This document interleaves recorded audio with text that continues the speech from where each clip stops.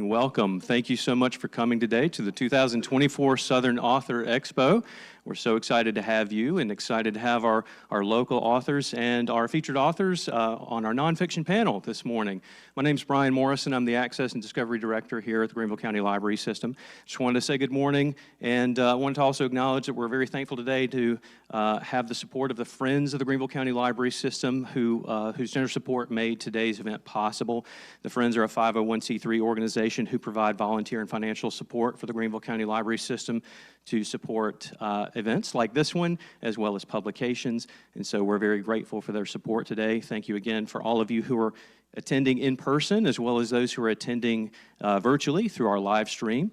And so at this point, I'm going to turn the floor over to Mr. Larry Bounds, who will serve as our moderator for this morning's panel, and Mr. Ed Southern, Mr. John Lane. Thank you so much. Good morning, ladies and gentlemen. I am Larry Bounds. I am a retired teacher, and as it just happens, what I have taught for the last 20 years or so was AP Language, which was the writing and analysis of nonfiction literature, which is, of course, our focus today. And we are joined here today by John Lane, with, I know, many books, but the one that I most recently finished is Chattooga, Descending into the Myth of the Deliverance River, which... 20 years old in March. And yet, fascinating, and I'm sure... And the other, Ed Southern, will be joining us here, and Fight Songs, A Story of Love and Sports of a Complicated South, which also I responded to. These were both read since I discovered I was going to be moderating today. And I enjoyed them both for very different reasons, but in this case, it was because I was raised as a Tennessee Vol fan. No booze, so I take that as good. But my daughter went to the Clemson. She went to Alabama, and a lot of my family's from here in South Carolina, where they're divided between the Clemson fans and the Gamecock fans. And so the rivalries and the divisions and the sometimes strained tailgate parties, I responded to very well in both of those. We're going to try to avoid spending a lot of time talking about things that you can find out in the flyleaf of the books, and instead I would like to go right to our authors, to Ed and to John, and ask them about their writing process. Because as you are creating these things, is there a routine, a process that you go through in choosing your topics, choosing your characters, choosing the way you have of approaching them? He beat me to the gesture, so I guess I continually wish that I had more of a process than I do. I wish I was a more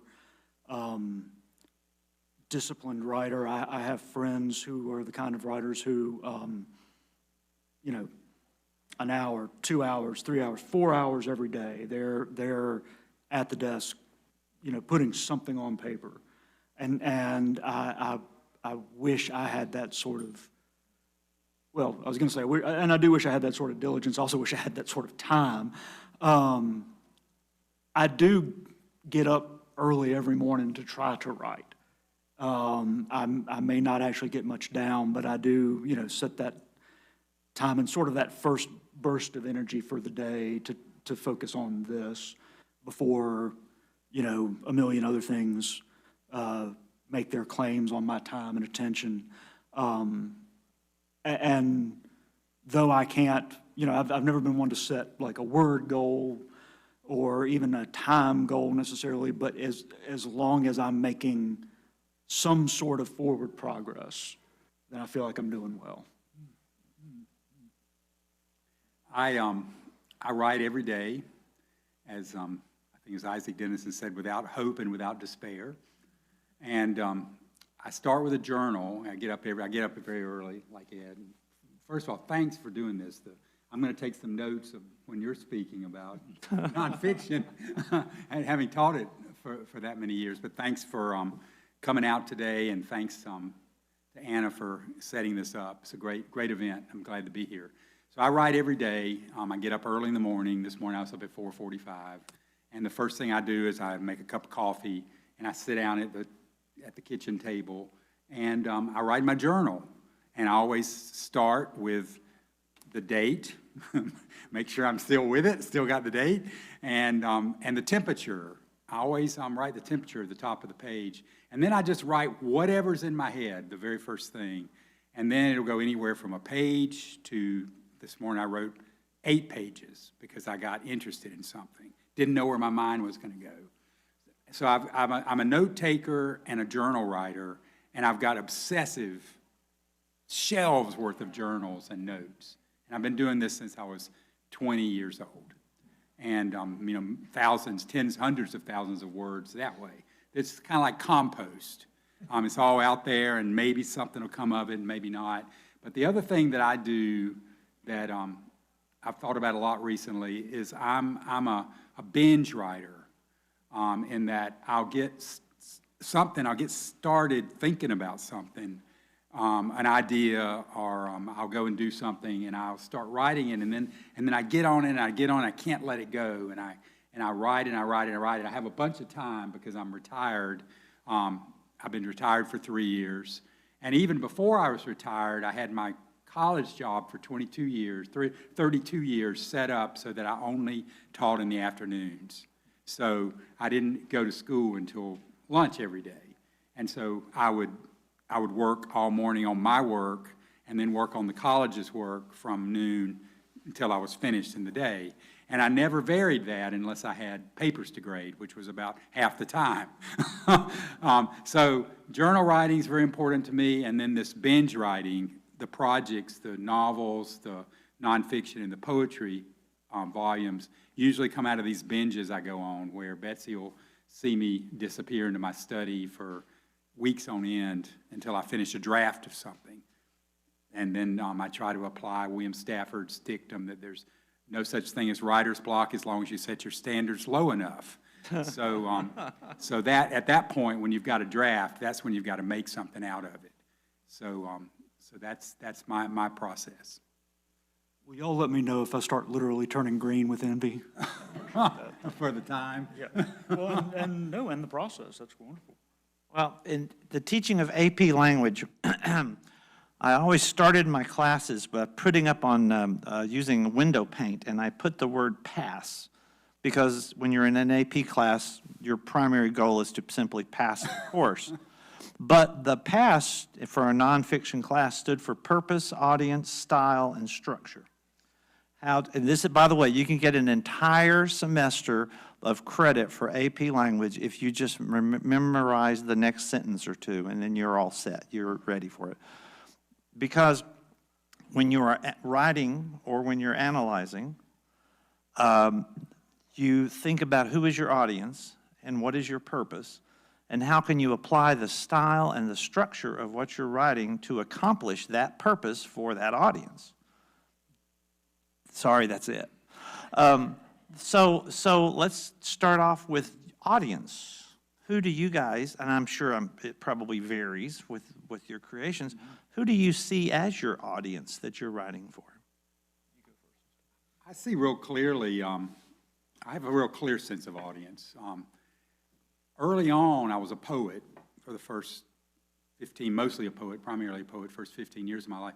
And weirdly, this is going to sound weird, and I really get into it a lot in this latest book, Gully's Movie. My audience for those early years, my person that I was writing to was my mother. My mother was who was sitting there when I would write a poem, and I would write and try to write things that she would enjoy, things that she would laugh about, memories that she would, and in my own way, in my own capacity. But it was very important for me to think of my mother being a reader reading what I wrote. And then it got wider. I mean, other people read it as I began to publish in literary magazines and publish little books and things. But my mother was always there. And then I got involved with this group called ASLE when I began to write a lot of environmental writing. I write a lot about rivers. I've written 3 books about rivers, Chattooga being one of them. And this group, it was an academic group, and I'm not an academic, even though I taught for 32 years at a college and have an MFA in creative writing. I've never thought of myself as being academic, and published in academic presses. But my group was this group of folks, men and women, in this organization called ASLE, the Association for Study of Literature and the Environment. And when I would write an essay or write a book, write a poem, I often thought of these people's faces that I saw every 2 years at this conference as being the people I was writing to. And it's weird, you know, half the time their blurbs are the ones on the back, ends up on the back of my book. It's a small group. It had 600 people in it when I started it, and now it's got about 1,400. So it's not the National Book Award crowd or anything. It's this small little group of these men and women that like to read about the relationship between humans and the natural world. And I've always had that group in mind when I wrote. Ed? It's fun. So I probably would have failed his AP class because when I write, I usually write as if no one's ever going to read this. And I don't know if that's, you know, so that I can keep my first allegiance to the story itself. You know, I might could say it's, you know, so that I can tell my own personal truth, but I hate using phrases like my own personal truth.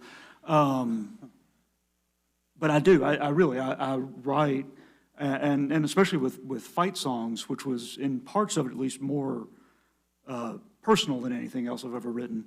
I very much wrote as if no one's ever going to read this. And then when I go back and edit and revise and review, that's when I start thinking about, you know, who do I intend my audience to be? You know, with fight songs, I didn't want, you know, if it's not really so much about sports as it uses sports as a lens through which to view aspects of the South. And so when I went back and was trying to get it ready for publication and working with my editor, one thing that I kept in mind as sort of a negative example is my wife and I, who are both, you know, big college sports fans, and particularly college football fans, we always find it hilarious whenever NPR decides to report on something going on in the sports world, because they'll say things like, you know, the Kansas City Chiefs, a franchise in the National Football League, you know, and they over-explain because a large portion of their audience is not sports fans, and so they do need to, and so I really, you know, my editor and I worked hard on this one to you know, sort of walk a tightrope between, you know, we wanted it to be accessible to people who weren't sports fans, but at the same time, not, you know, write it so that sports fans wouldn't get bogged down in, yes, okay, fine, you know, we know that, so.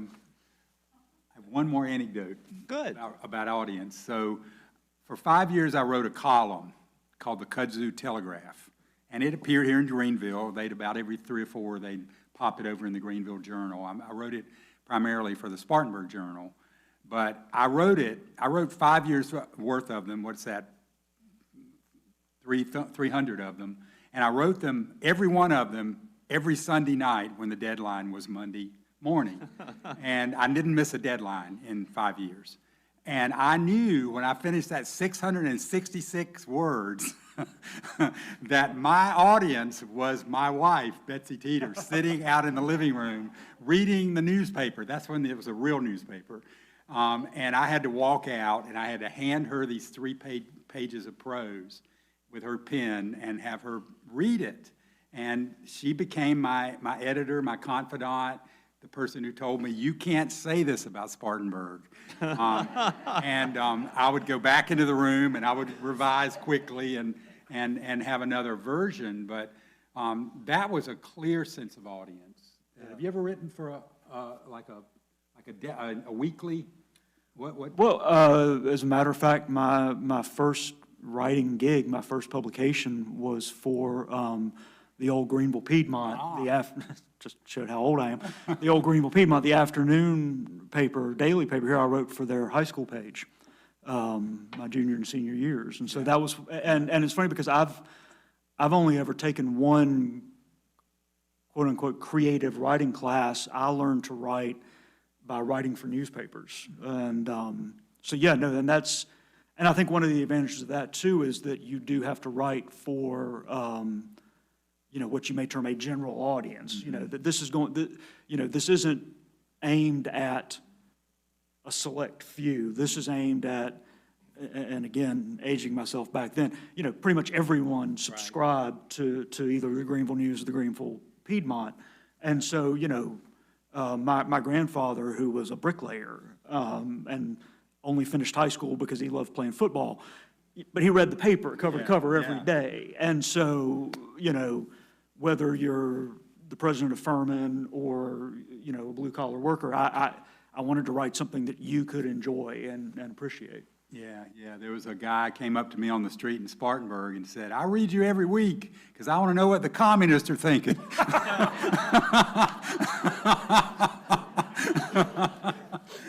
So everybody's reading, unfortunately. Yeah, no, I know. I got a buddy of mine sent me a 1-star review that Fight Songs had gotten on Amazon. The comment was, too much sociology, not enough sports. And I texted my buddy back and said, he's not wrong. So if I'm sticking to the purpose, audience, style, and structure, that takes us then to purpose. And it sounds like you suggested there might be a very similar, at least in some of your works, a very similar purpose of combining the environment and the society. So would you share a bit about that, perhaps? I want to hear you talk about this word, complicated. South. Because it isn't just about football. No, well, because I'm gonna break Larry's rule and tell you a little bit of what you would read on the cover flap of Fight Songs. You know, in some ways the purpose of this book was my trying to answer a question of why did my home state of North Carolina come to a standstill every year for the ACC tournament, the ACC men's basketball tournament. And I know it happened here in upstate South Carolina as well. Whereas my wife's home state of Alabama comes to a standstill every year for the Iron Bowl. You know, why is that? And not only what's the difference between the football and basketball being the emphasis, but why do I say that in the past tense about North Carolina, but the present tense about Alabama?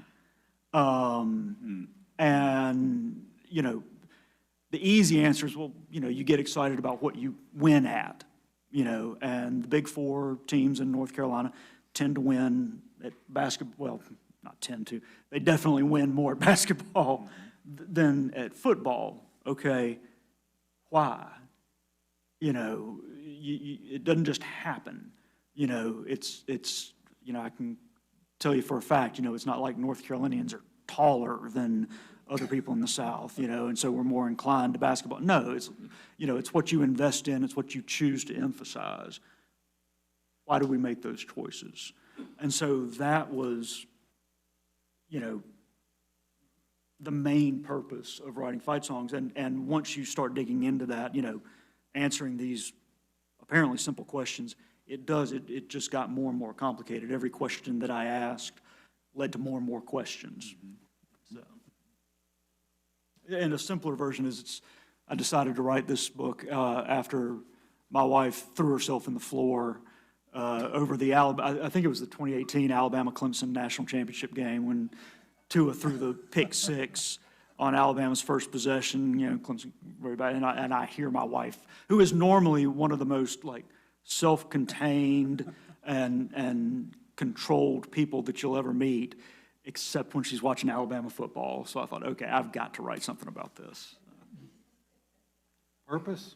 Purpose. Purpose, I can't remember, it's P-A-S-S? Yes. If you want to pass my class, you got to the purpose and the audience. Well, purpose is a tough one because I've got a bunch of books that are these three genres. And I'm not, I like to quote Jim Harrison, great poet and novelist, a lot, where he says in one of his poems, "I am the bird, not the ornithologist." And I mean, I've written all this, but I don't really know the purpose of it. All I know is that I get up in the morning and I write my journal, and I occasionally get these jags I get on where I can't stop working on something. And I mean, I could go through, and I brought 3 books just as an illustration. It's always good to have props. This is just in the last, this came out in February 22. This is all my river writing that I did outside of Chattooga and a book called My Paddle to the Sea. I just pulled it all together into a collection Mercer did called Still Upright and Headed Downstream, Collected River Writing. And I still am upright, and I'm headed downstream. I like metaphors, too, because I'm a poet. And then, a year later, I pulled together a bunch of animal essays into a book called Coming into Animal Presence, because I knew that I was very interested in animals. I'd written 2 books about animals, coyotes and hawks. But I had all these essays that were kind of, I guess you could think of them as first drafts or just attempts to try to figure out what I was thinking. So I would write an essay for a magazine or something about bears or this or that. And I ended up pulling a lot of that stuff together. And then I realized last year that I'd been working for years on stories about my family that I'd never told. And I got interested in the soil history of Spartanburg County and the Soil Conservation Corps in the 1930s. And I went, whoa, this would be really great. I can bring those 2 stories together and do this, which nonfiction writers do, is you probably taught the braided essay. I'll braid those 2 things together, and I'll do a book, and I'll call it Gullies of My People, because it's going to be about gullies. And so the purpose is always just to figure out who I am and what I'm interested in. And that's where I go and what I've done. But I'm not the ornithologist, so I can't break. You're more the ornithologist in that you can look and you can break it down and you go, oh, this is here and this is here. I'd rather write the next book. We probably both would, rather than worry about what the book was we just finished. I never reread my books. Though I find it interesting that both of you start with questions, things that intrigue you, and then it's your exploration. That, so maybe part of your purpose, if I can overlay, Oh, yeah, for sure. is to be able to answer the questions you have posed. To explore. I mean, almost all my books are excursion narratives, where I go somewhere and I do something. So that's my way of exploring. Yeah. Well, let's do style and structure. And then I'll have finished that particular metaphor. But for structure, we talk about the arrangement of the books. For example, when you were talking about the questions you were answering in Fight Songs, I wondered if you structured it where each chapter was about answering a different question. Or I know in Chattooga, where you're going down, you pick different sections of the river, and it seems like each... It was simple. Yeah. Structure was so easy with Chattooga. We're going back 20 years. But I had no problem with structure. I love structure. I just love structure. If you took these 4 letters, that is the one I'm most interested in, is structure. I love structure, and I play with it. But in Chattooga, it was simple. You got 2 ways of dealing with a river. You can either Heart of Darkness it, or you can Huck Finn it. I mean, that's it. Those are the only 2 choices. You either go down the river or you go up the river. And I decided in Chattooga I was going to go down the river because I was a kayaker, and it was a lot more fun to go from the headwaters to the lake. And I could have gone from the lake to the headwaters like Marlowe did in Heart of Darkness in a steamboat, but I would have had trouble. And so structure was everything with that book, and I loved it. And I knew my structure the minute that I came up with the idea for the book. And all I had to do then was find the time to get over to the Chattooga 400 times to, that's an exaggeration, but probably 100 times to both paddle and to talk to people, and then fit within that structure stories and experiences that would make this book, including, you know, meeting the banjo boy at Waffle House, you know, stuff like that. Which, by the way, was great. I read that with the most interest. Later I'll share with you the one gleaming moment that stood out more than any other from that, and it was very poetic, but I'll talk about that later. Really quickly, the banjo boy the banjo boy is the guy, Billy Redden, in Deliverance, the movie. He would not have appeared in my book that you read 20 years after it was published, and I appreciate it. Had my wife, the editor, not said to me after she read the entire first draft of the manuscript, "You can't write this story without going to find Billy Redden. I'm a journalist and I know that." And I said, "I don't want to go find Billy Redden. I'm not interested in talking to Billy Redden. I'd like to write about him, but I don't want to interview him." And then I went over there and found him. At that point, this was before Big Fish came out, and he made a lot of money. He was working in a Waffle House in Clayton, and he actually did sit down with me and give me an interview. Quick side note, the first time I read Deliverance, I had checked it out from Granville County Public Library, so, beautiful book, because I thought, oh, it's a, rafting adventure, and the movie had Burt Reynolds and Ned Beatty. I love Stroker Ace. And, brilliant book, very much not like Stroker Ace. I would do so poorly in your class. I've already forgotten The structure, to me, the structure sort of, once I start writing, the structure tends to present itself.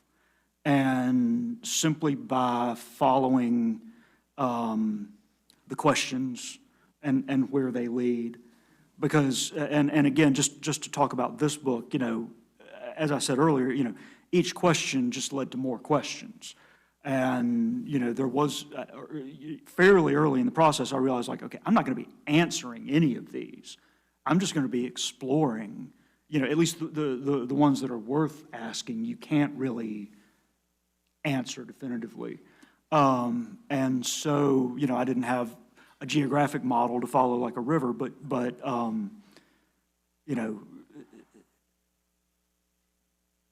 sorry, I lost my train of thought. When I mentioned the river, I got off track.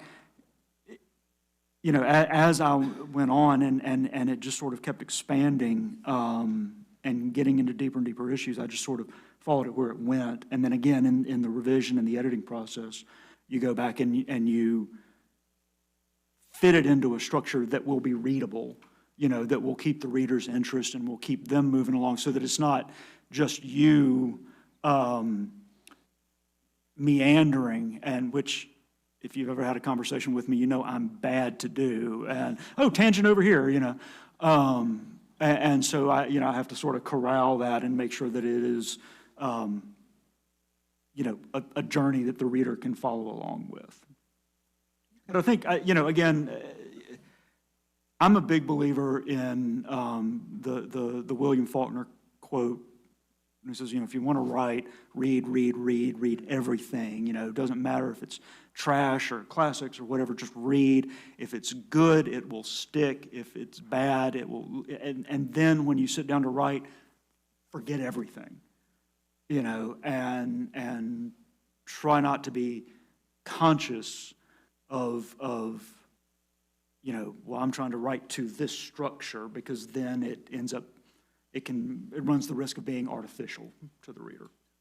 By the way, Churchill also encouraged that, as far as reading everything you can read and then sitting down and forgetting it and writing.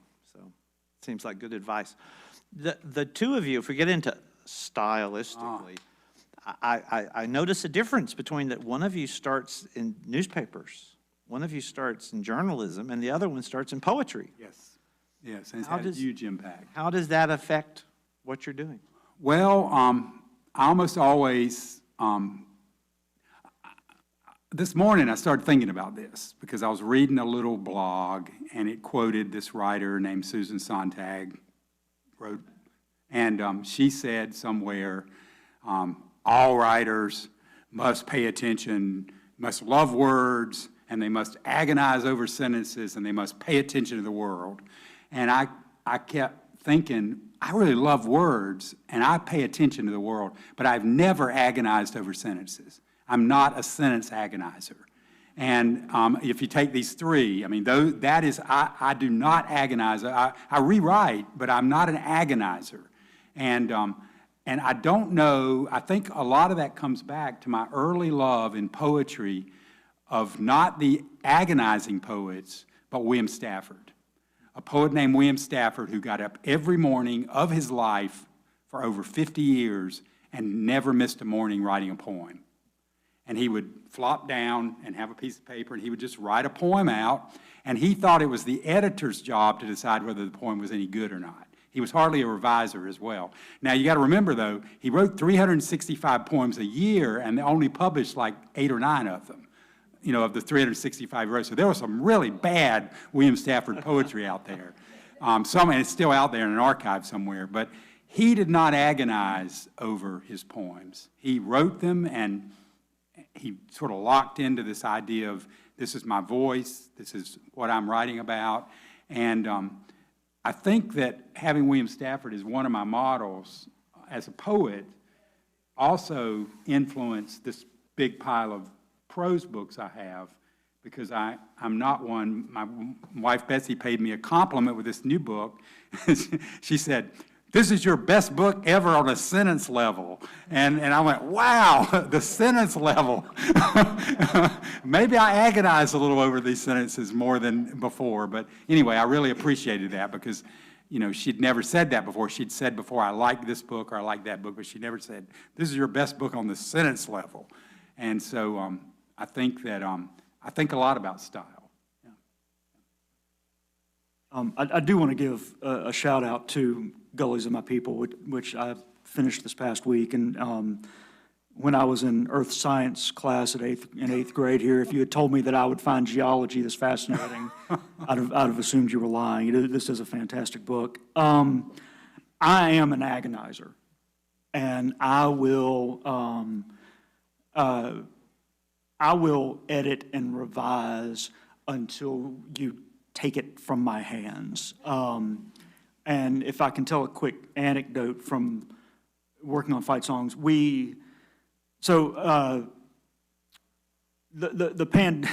I talk about in the first chapter, the pandemic really messed up fight songs because I was going to write a much more lighthearted, breezy. It was going to be much more about sports.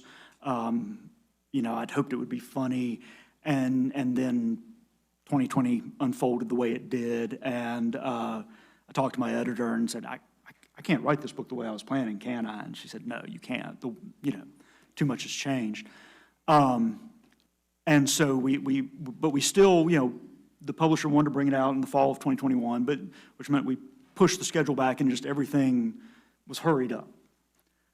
And so they sent me the galley proofs, which is, the book is laid out as it's going to look, more or less on the printed page.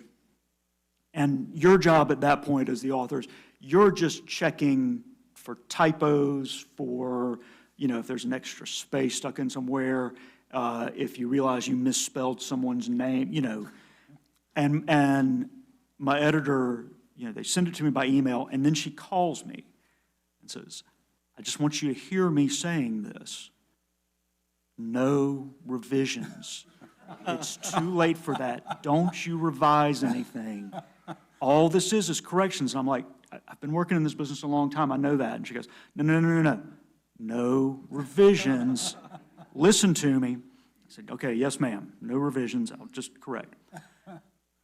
And I'm a Wake Forest graduate and fan. My editor is a UNC graduate and fan. The next day was when Mike Krzyzewski announced his retirement. And my editor calls me back and says, "That son of a Coach K." Because she said, "All right, this book, looking at the history of the ACC the way it does, you can't not mention the retirement of Mike Krzyzewski. So revise." And I even before, if you look at this, even before readings, you'll see where oh no, I could do that better. I am an agonizer. I'm an overthinker. So. You mentioned that you started in one direction, but then because of the events that happened, you changed direction. One of my questions was, did you ever start in one direction and end up with something completely different? And so let me toss that out for both of you there. I have a book about paddling from my backyard to the ocean called My Paddle to the Sea. I knew I wanted to write this book. I came up with a plan about how I was going to do it, and I wanted it to be a literary book that all my Asley friends would really love. And so the idea I had was there was a famous book, famous in a small circle, there was a series of river books in the 1940s called Rivers of America series. And there were books done about every river in America, and they were all in the 1940s style. Somebody would write a book about the Mississippi, but they would never go on the Mississippi. It would be a history book about the Mississippi, but there was no first-person narrative about interacting with the Mississippi. And there was a guy in South Carolina named Henry Savage who had written a book about the Santee River called Santee River of the Carolinas. And I read it. I liked it, but there's not a word in it about actually paddling the Santee River. It's all the history, human history of the Santee River. So I decided that my entire book was going to be a manuscript called River Letters to a Dead Writer. That was going to be the title of it.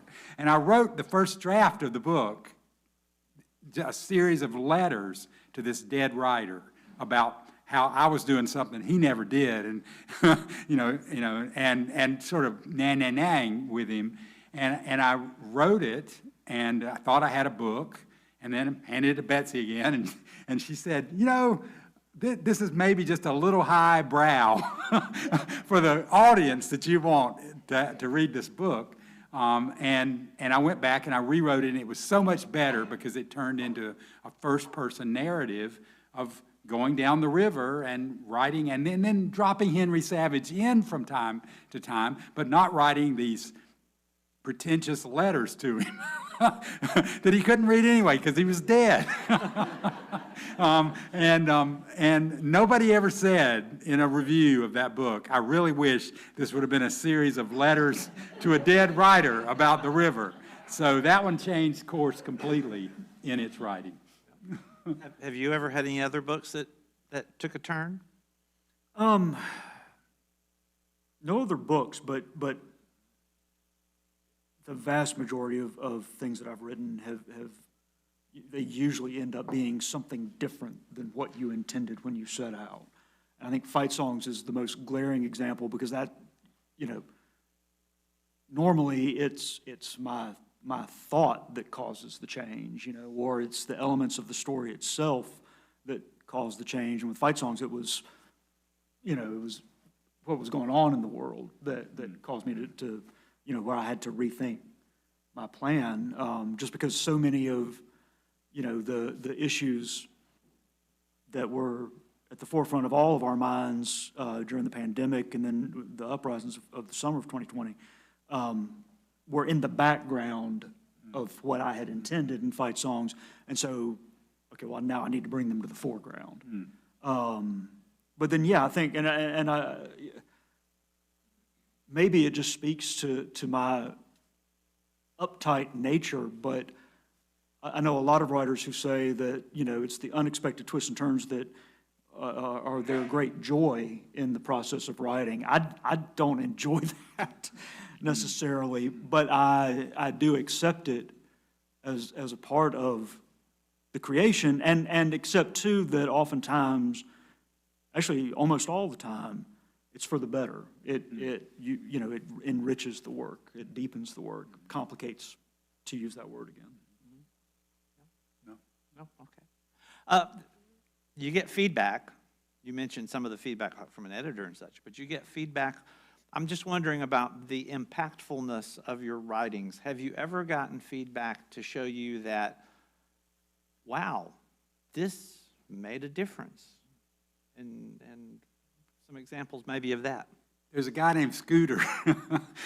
Scooter, I don't know his last name, but he kept writing me emails after the Chattooga book came out, telling me I'd gotten a rock in the wrong place on the Chattooga.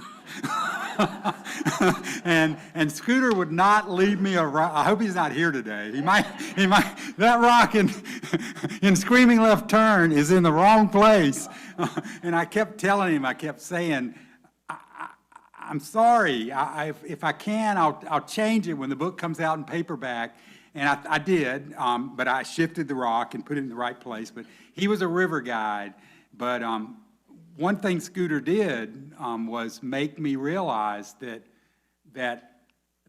I expected the readership of this book to be literary, and reflective about, James Dickey and the landscape and Deliverance and the river. And I didn't realize that the Scooters were out there, that we're going to have this book and think about, I've paddled that river 99 times and that rock is in the wrong place. And it made me realize that you never know who your readers. Did you ever get any funny emails about this book? Weirdly, no. No, I did not get nearly the pushback on this book that I expected to. I really thought that there would be a lot of that, and so far at least, I haven't gotten that. I've gotten it on some other pieces that I've written for. A few years ago I wrote a piece for the Bitter Southerner about how the Atlanta Braves, after Hank Aaron died, should have changed their name to the Atlanta Hammers to, get rid of the Braves name and to honor Hank Aaron. And I made the mistake of reading some of the comments online. I was just curious, And I remember one guy said, "This is the end of America." Changing the name of a baseball team. And so, my favorite example of something I've written having an effect was I wrote a piece for the online magazine South Writ Large when, Winston-Salem, Forsyth County, North Carolina, they host a fair for the northwestern corner of the state. And it's like the last stop before the state fair. And until a few years ago, it was called the Dixie Classic Fair. And the city said, we need to change the name. And they held a public meeting about it that I went to, which really made me question my faith in democracy. But, listening to this civic discourse going on. But again, I wrote and said, it's not the biggest problem facing our community, but they really should change the name, and even though I was attached to the name, it's a beloved thing from going back to my childhood, the Dixie Classic Fair. And I knew that they were going to change it to something awful, which they did, the Carolina Classic Fair. I'm like, what does that mean? Just call it fair, fair, fair, if you're going to be that generic about it. And a friend of mine, shortly after that piece appeared, a friend of mine told me that I had changed his mind, that he had read my piece and that he had changed his mind on it. And that really meant a lot to me, that he had, that he had bothered to read it in the first place. And also that he had taken it to heart enough because I don't often change this friend's mind. So it was special for me. Well, we're going to open the floor up in just a couple of minutes for questions from the audience as well. I want you to have a chance to ask what's on your mind of our experienced and dedicated authors up here. But I'm going to throw you a curveball and say, for John to Ed or Ed to John, is there a question you would like to ask each other to kick off our opening questions?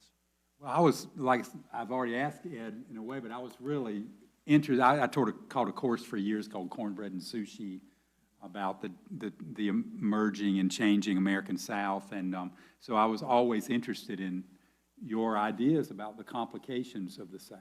So that's, Yeah.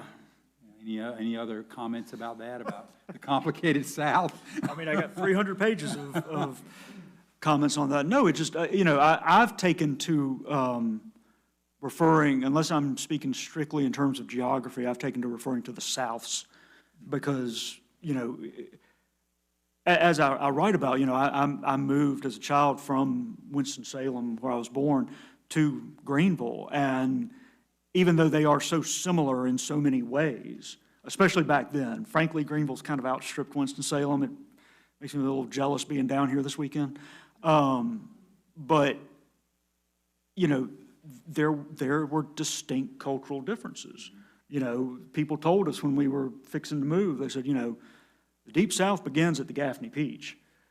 And, I don't know if that's where the line is. I talked to like 6 different people, and they all had different definitions of where, the Deep South begins, and not to mention what that means. And so, that's how complicated it is. The borders are ever shifting both around and within the region. All right, I'm really curious about what attracted you to gullies to write about, and to use that as the mechanism and the metaphor in this book? It's a complicated, in this book that it's just been out a few months.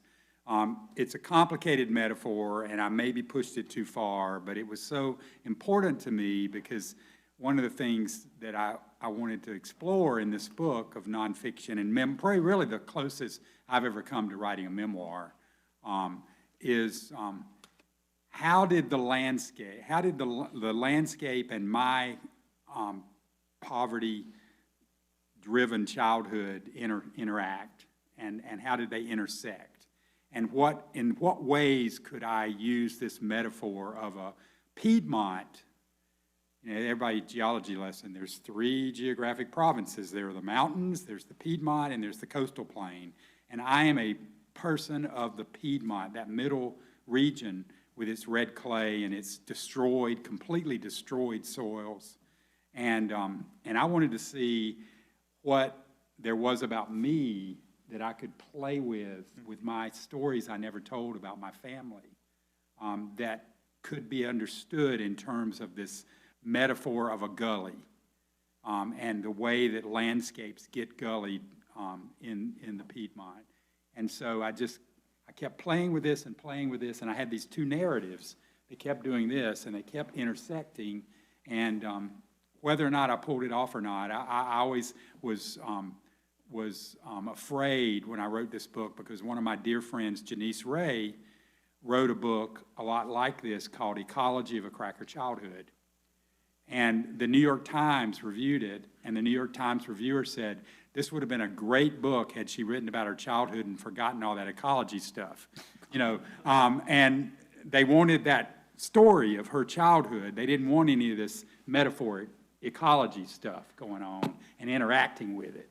And I know that there's that problem with it, is that you either get the gullies metaphor and you go with it, and you go with it both with science and soil science, and you go with it with the emotional history of a single writer, or you don't.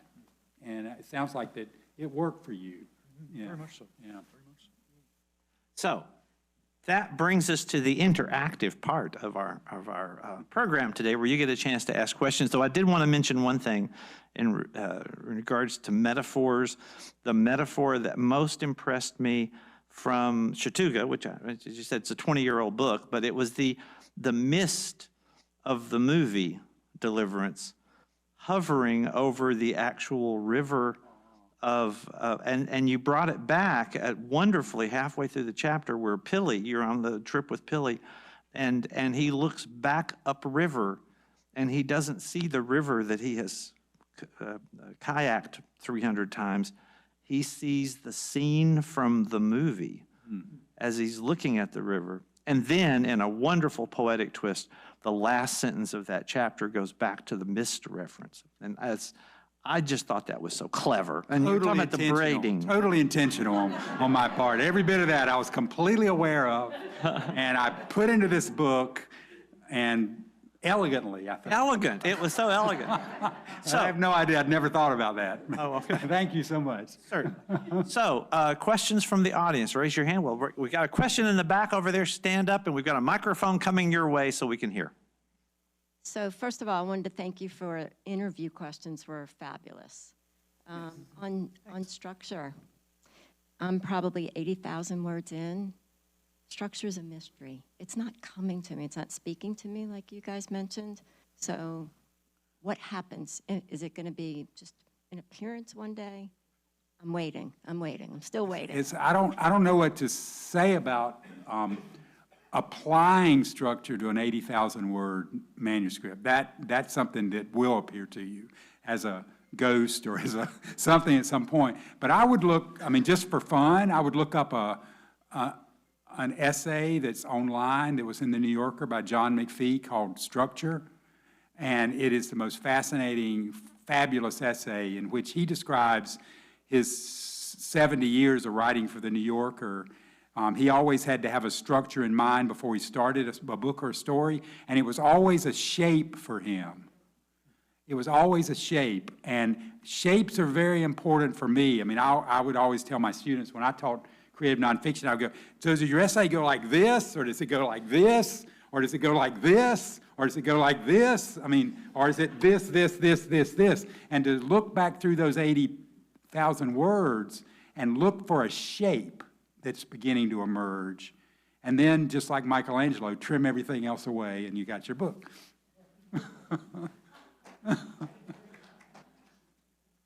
And, yes, go ahead. No, I don't think I can top that.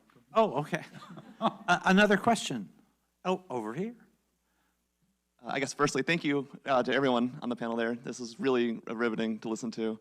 My question is in particular for you, Mr. Southern. I keep going back to in my head about the agonizing over the process. I'm curious if this stems from your journalistic background. Is it like a pursuit of veracity that just keeps you nitpicking at it, or am I making a false connection here?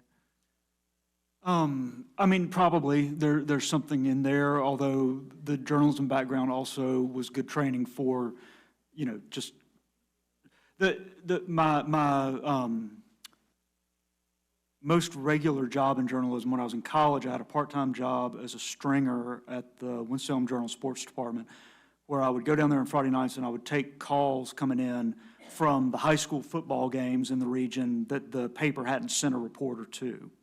So, if it wasn't a big enough game to get covered, usually it's like one of the assistant coaches or a parent would call in after the game and give you the score, the important stats, and just sort of a summary. And you had maybe 10 minutes to write just a short little slug about the game, summarize a four-quarter football game in a paragraph. And that was great training for just telling the story as quickly as you can. I think, I hope I have been, you mentioned the veracity. I hope I have been true from the very first draft. I think when I go back over a sentence, what I'm trying to be is clear, and what I'm trying to be is beautiful. I'm trying to say it, as well as I can, without disturbing the truth of it. I always feel like I can clean my language more. And I once heard at the Southern Festival of Books in Nashville, I heard Alan Gurganus say that that he does that even, he had the printed copy of his book on the plane to Nashville and was revising the part that he was planning to read. And I felt like, okay, that gives me permission. If Alan Gurganus does it, then it's okay for me to do. So That's great. And we have another question in the back. Thank you. Thank you both. Very interesting. Very appreciate it. Appreciate the shout out to my Chiefs. So that's always good. And Is that an NFL team? what's that? You mean, that an you NFL mean the team? franchise in the National Football League? Franchise in Kansas City, right? Forgive me, I just discovered the book, so I've not read it, so the answer to the question may be in there. And in conversation today, Mr. Southern, you referenced the fandom towards Alabama, towards North Carolina basketball, and so on, which is easier maybe because of the success. Do you talk about, or can you talk about maybe the challenges to, say, your Wake Forest loyalties who don't have or haven't experienced the same successes athletically? What do you mean?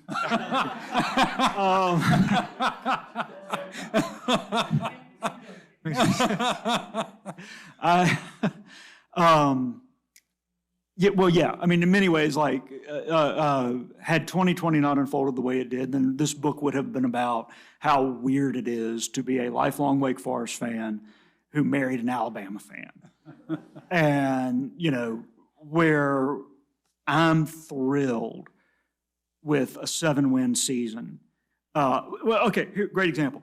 When I was at Wake Forest, Bill Dooley was the coach, and my junior year, we made the Poulon Weed Eater Independence Bowl in Shreveport, Louisiana, and we went nuts. I mean, oh my God, we were going to the Independence Bowl. Woo! You know, of course, most of you who are fans know Nick Saban just retired.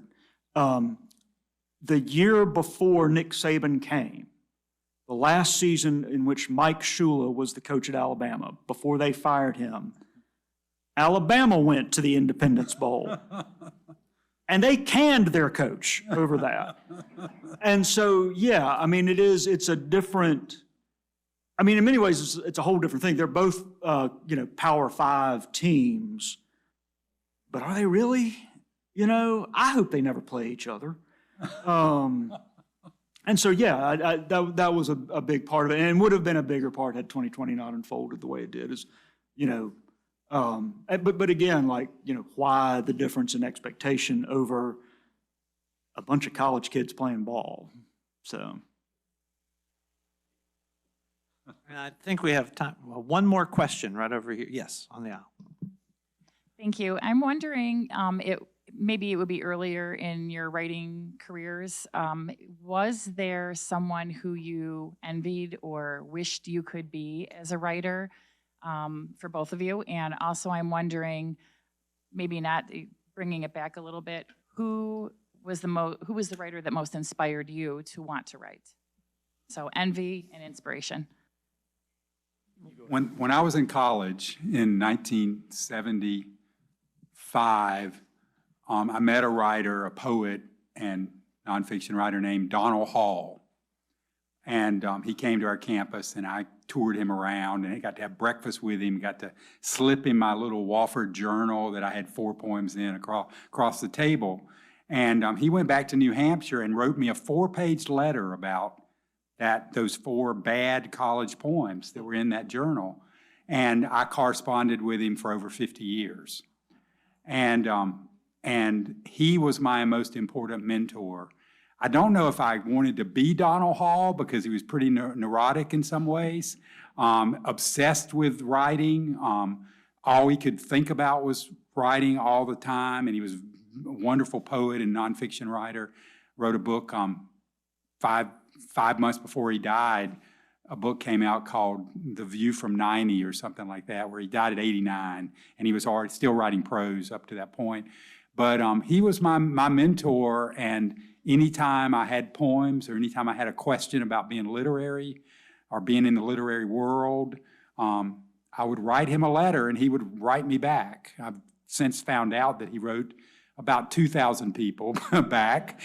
He would sit and watch basketball and football with a little handheld recorder and the letter and just dictate answers to these letters. And he had a lot of correspondence. But he really cared about me, and he cared about my writing, and he encouraged me all the way until he died at 89 years old. He was still interested in what I was doing. So he was my most important mentor, besides George Singleton and Ron Rash, who've been very important to me, watching them. They're both been friends for years and years, and I've really loved watching their lives and careers too. Well, yeah, George Singleton obviously is a hero and role model to all of us in a lot of different ways. To be honest, I appreciate you saying earlier in my career, I encounter writers all the time that I envy. I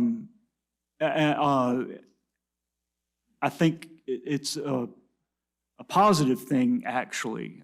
To give an example, and especially with Betsy here, I did a reading a couple months ago in Winston with Hallie Hill, who just had a book of short stories out from Hub City Press. And thank God I got to read first, because the story that she read, just, her command of detail and her ability to, sort of load so much information into so few words so that, in one sentence, you just have this character clear in your mind before you. I was, deeply envious of her ability to do that. But it becomes sort of I guess sort of an inspiration. It's like, okay, next time I write, I need to be conscious of that. I need to do better, and try to emulate Hallie and remember to focus on details and like that. So I think, you don't want to be a jerk about it. And a lot of writers are, with the envy. I don't envy prizes or sales or anything like that. I do sometimes envy time to write. But I do, I am envious of things that I see on the page that, oh goodness, I wish I could do that well. And I will try to do it that well. With that, we're going to bring things to a close today for this session. Of course, there are other sessions. The next one in here is at 11:30, which gives us time to get books in the back and have signings done in the back for those who would like to add to their own collection some of these wonderful writers that we've seen here today. Ladies and gentlemen, my pleasure to present once again John Lane and Ed Southern.